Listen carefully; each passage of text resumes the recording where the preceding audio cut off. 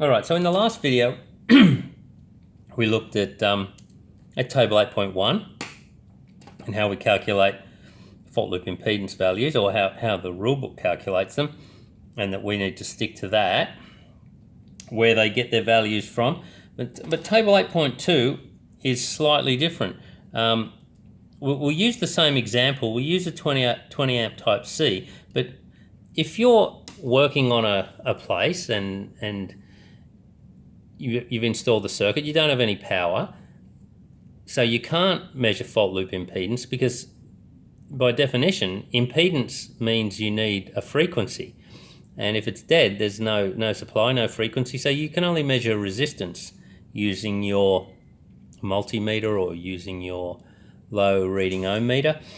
And so what we're going to do now is we're going to talk about table 8.2, and that's, you can take a reading of the circuit dead and you can match it up and see if it complies with table 8.2, because that's all you can do in that situation. There's a few assumptions that go with that. Just before we get started, here's the main one. Table 8.1 in a nutshell is equal to table 8.2 divided by 0.64. Or, written another way, table 8.2 is table 8.1 times 64%. Now there's a reason that 64% comes from somewhere, and I'll get to that in a minute. But before we do it, I'll show you what you would do. If you're in this situation and you've installed this final sub-circuit and you go, well, I've got no supply, but I want to check it for compliance.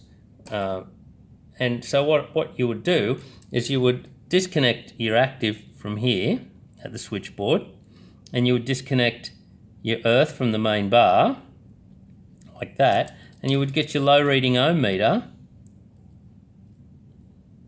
set on ohms, and you would measure from there to there. And so now you're getting a reading of how many ohms that loop is. All right? Now, sure, that's not reading you the whole circuit, but it only has to be 64%. So what you would do is this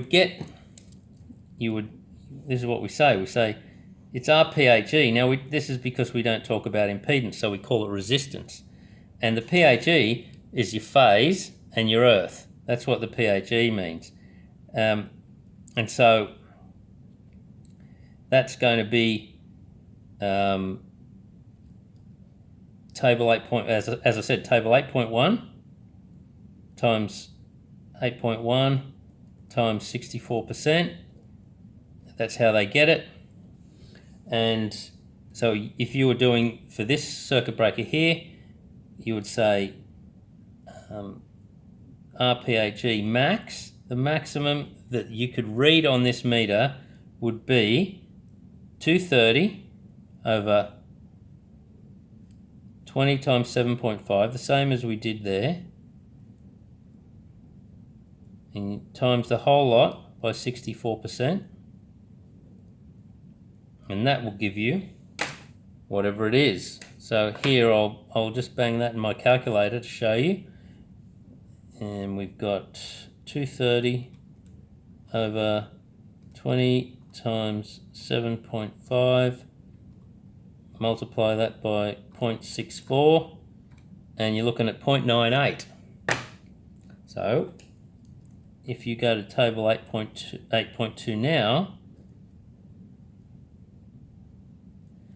you'll find that the value for a 20 amp C-type RPHE will be, they'll give you 1. They'll round off to 1 decimal place. So that'll be close enough to 1 ohm. The old book used to be 2 decimal places. In the new rule book, they've made it 1 decimal place, but that's okay. And so that's the basis of it. You could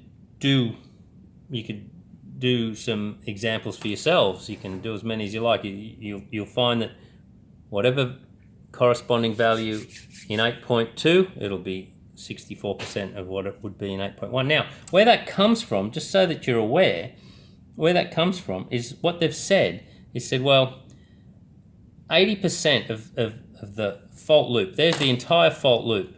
And what they're saying is that 80% of the impedance in that big loop, 80% of it's down here. So they've said one lot of 0.8 is for excluding external impedance. And then there's another 80% for conductor temperature. What that means is that, as you know, copper is a positive temperature coefficient material, and so as it heats up, the resistance goes up. But of course you're measuring this cold or coldish, at least. It's got no current flowing through it, so it's not heated up, it's ambient temperature. So what they're saying is, well, it'll be a bit lower when it's dead. So those two 0.8 factors, as we know, 0.8 times 0.8 is 0.64, and that's where we get it from.